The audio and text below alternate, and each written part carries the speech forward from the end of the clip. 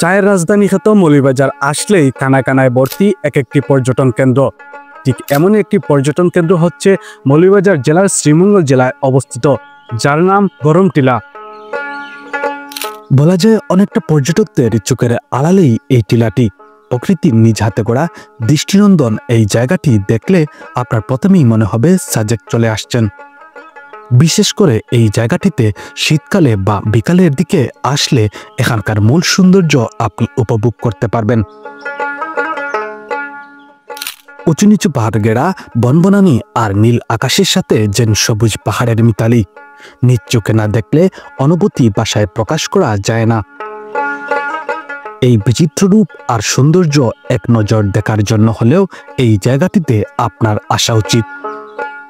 এই জায়গাটিতে আসতে হলে আপনাকে শ্রীমঙ্গল পৌর শহর থেকে টমটম ধরে আসতে হবে, আর আসা যাওয়ার ভাড়া পড়তে পারে 300 থেকে 350 টাকা। এই ভাড়াটি অবশ্য আপনার চাহিদার উপর নির্ভর করে। গাড়ি থেকে নামার পরপরই দেখতে পারবেন বিশাল রাবার বাগান, আর এই রাবার বাগান দেখতে দেখতে চলে যাবেন আপনি প্রকৃতির নিজ হাতে গড়া দৃষ্টিনন্দন এই জায়গাটিতে। শামিল হোসেন, জি24।